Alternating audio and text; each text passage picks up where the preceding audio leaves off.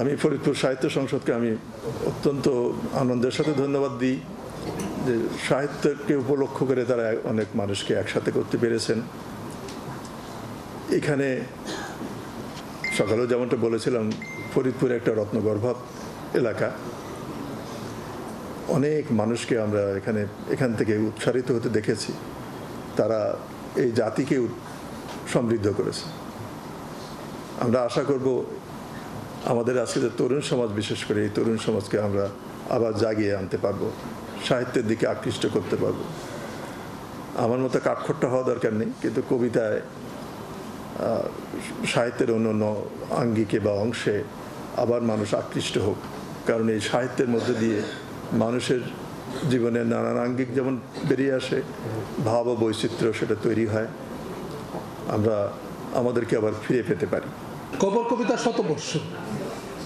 তো যখন রবীন্দ্রনাথ লিখলেন 1300 সালে বসে 1400 সাল, তিনি লিখেছিলেন কি, আজি হতে 100 বর্ষ পরে কে তুমি পড়িছ বসেই আমার কবিতাখানি কৌতূহল ভরে।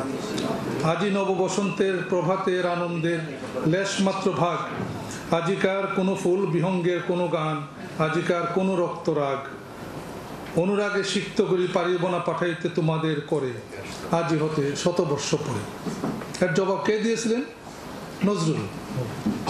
আজি হতে 100 বর্ষ আগে কে কবি স্মরণ তুমি করেছিলে আমাদের শত অনুরাগে, আজি হতে 100 বর্ষ আগে।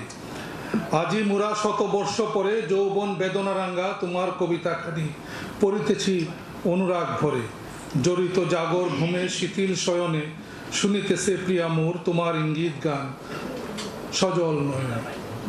আমাদের কিন্তু প্রতিদিনের রোজ নামচে একটি করে মৃত্যু যুক্ত হয়, এবং যখন আপনি সেই ডায়েরির পাতা বারবার উল্টাবেন দেখবেন যে এ নাই, ও নাই, সে নাই, যখন তাকাবেন পিছনে ওকে নাই, এরকম করতে করতে আমাদের জীবন কিন্তু এগিয়ে যায়। এবং সবচেয়ে বেশি যেটা আমাকে আকৃষ্ট করেছে, আপনাদেরও করে, সেটা হচ্ছে কবর কবিতা।